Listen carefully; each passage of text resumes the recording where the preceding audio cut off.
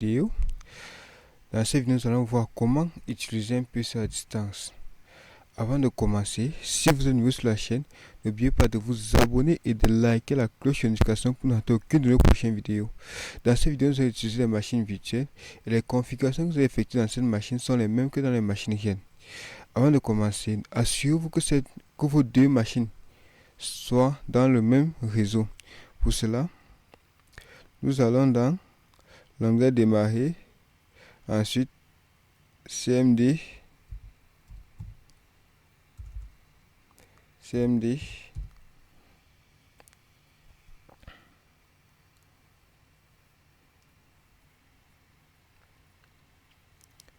tapons la commande IP config pour voir les configurations de la carte réseau. Nous voyons là que notre PC a une adresse de 192.168.30.5. Nous allons sur la seconde machine, bouton démarrer, et ensuite CMD, entrée, tapons la commande IP config pour voir les configurations de la carte réseau. Une fois, vous voyez aussi l'adresse 192.161.30.4, ce qui dit que les deux machines sont à partir du même réseau. Pour ceux qui ne savent pas comment changer l'adresse IP d'une machine, je vous laisse le lien dans la description. Une fois vérifié que ces machines sont dans le même réseau et en même adresse IP, nous allons dans l'onglet du réseau là, faisons un clic droit dessus, ensuite ouvrez le centre de réseau et partage.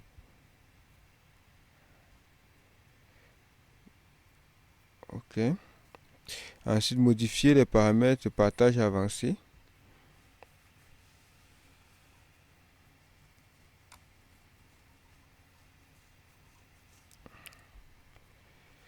OK.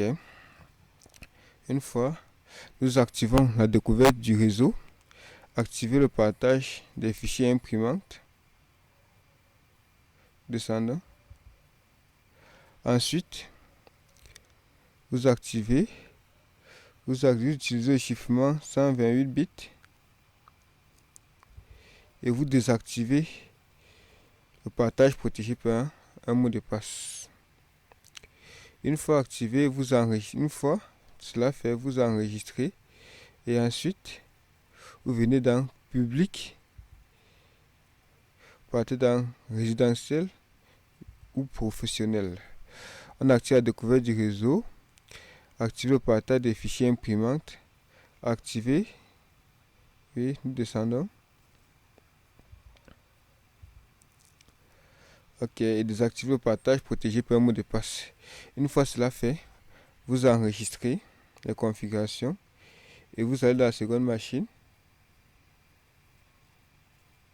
Vous faites un clic droit sur l'outil du réseau, sur l'icône du réseau, ouvrez le centre de partage, allez dans modifier les paramètres de partage avancé.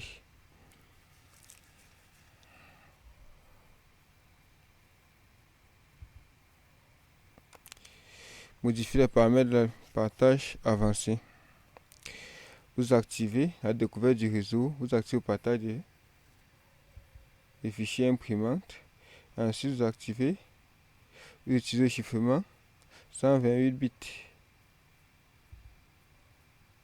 et vous désactivez le partage protégé par un mot de passe. OK. Ensuite, vous allez dans résidentiel ou professionnel. Vous faites pareil et vous enregistrez. Une fois effectué toutes ces configurations, il faut maintenant activer le bureau à distance. Vous partez dans panneau de configuration pour activer le bureau à distance. Ensuite, vous allez dans système et sécurité. Et ensuite, vous allez activer, autoriser l'accès à distance. Cliquez dessus. Comme vous pouvez voir là, vous autorisez la connexion à distance exécutant n'importe quelle version de bureau à distance. Et oui, vous cliquez dessus et ensuite vous appliquez et validez. Vous faites pareil pour la seconde machine. Allez dans panneau de configuration.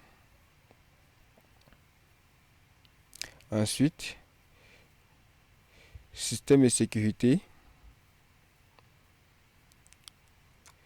Ensuite, autoriser l'accès à distance.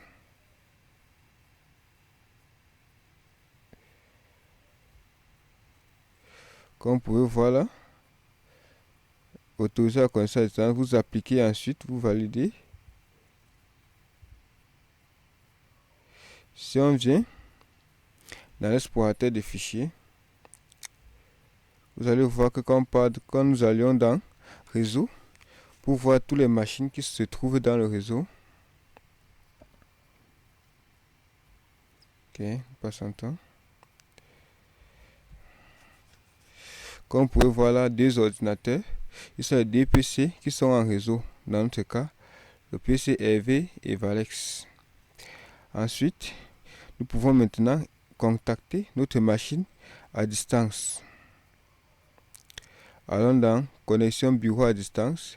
Si celle-ci n'affiche pas, lorsque vous cliquez sur le menu démarrer, vous tapez là, dans l'onglet de recherche bureau à distance.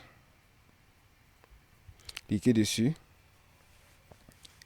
Ensuite, vous allez sur la machine à contacter à distance, CMD.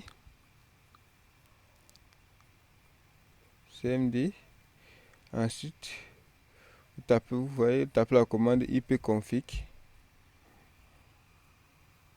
pour voir la configuration de la carte réseau.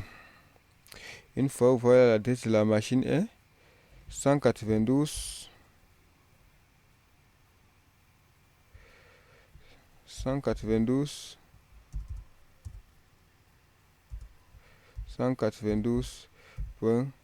168.168.30.4. Cliquez sur connexion. Patientons. Ensuite, on affiche.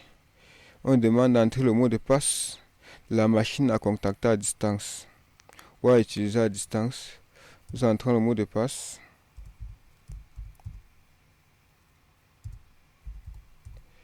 Ensuite, entrer. Patientons. Et en passant, pour utiliser machine à distance, il faut que cette machine ait un mot de passe. Sans mot de passe, vous ne pouvez pas utiliser une machine à distance. Nous patientons.